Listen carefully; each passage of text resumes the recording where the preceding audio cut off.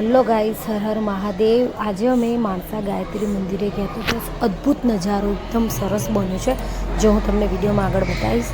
અને તમે ગાઈસ જોઈ શકો છો, આ ગાયત્રી મંદિર છે। અમે ત્યાંથી બહાર મંદિરનો નજારો બતાવું છું। આ બહારનો નજારો છે। અને ગાઈસ તમને ત્યાં દૂરથી ડુંગર દેખાય, ત્યાં આપણે જઈશું, પ્રવેશ કરીશું કે ત્યાં એ મંદિરની અંદર બરફના જે ટુકડાઓ મૂકીને એના અંદર ચાલવાની ખૂબ જ મજા આવતી હતી। પણ ગાઈસ તે પગમાં એટલું ઠંડુ લાગતું હતું ને। જો તમે પહેલાં છે ને પ્રવેશ કરતાં પહેલાં છે ને એમને પગમાં આ પાણીની અંદર છે ને પગ બોળવાના છે। પછી ધીમે ધીમે આપણે છે ને ત્યાંથી આગળ જઈશું। ત્યાંથી ધીમે ધીમે આગળ જઈને જો હવે હું પગ મૂકું છું।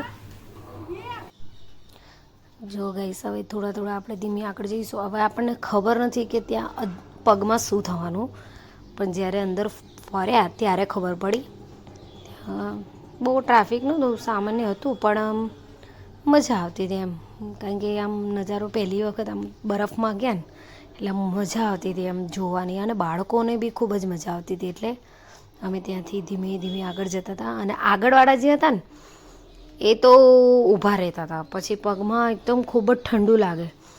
જો એક તો વચ્ચે ઊભા રહેલા અમે, અને જે પેલા આગળ એક માજી હતા ને એના લાલ સાડીવાળા દેખાય છે થોડાક આગળ લાલ, જોજો હમણાં બતાવો તો દેખાય તો બરાબર વિડીયોમાં, કારણ કે મને ઠંડુ લાગતું હતું પગમાં, અને આ એ માજી બિચારા ચાલી શકતા નહોતા બરફમાં, ખૂબ જ ઠંડુ લાગતું હતું। એ કે હું પાછી જતી રહું, પણ થોડા બધાએ સમજાયા કે પાછા ના જાઓ, ધીરે ધીરે આગળ જતા રહો। તે માજી આગળ થોડા ધીમે ધીમે જતા રહ્યા, અને ખરેખર ખૂબ જ ઠંડુ લાગતું હતું। એવું નહીં કે માજી, પણ અમને ખુદને બધાને ઠંડુ લાગતું હતું।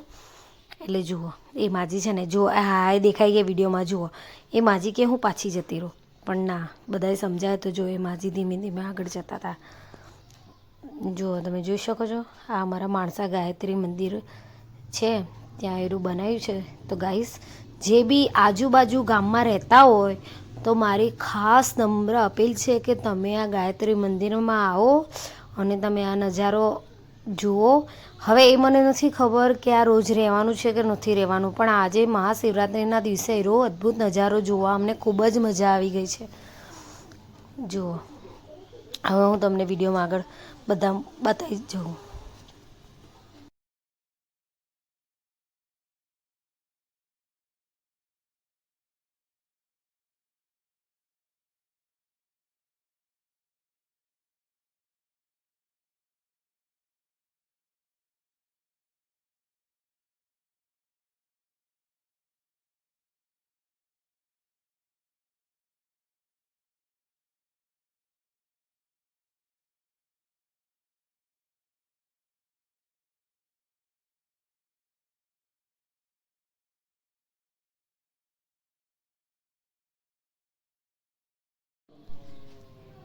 પતી ગયો। હવે ત્યાંથી છે ને આપણે મહાદેવના મંદિર છે મસ્ત, ત્યાં આપણે પગે પડી લઈશું મહાદેવને, અને મહાદેવને પ્રાર્થના કરીશું કે હું યુટ્યુબ પર વિડીયો બનાવું છું તે મારા ચાહકોને વિનંતી કરું છું કે મને આ વિડીયોમાં આગળ લાવે, સબસ્ક્રાઈબ કરે, વિનંતી છે મારી।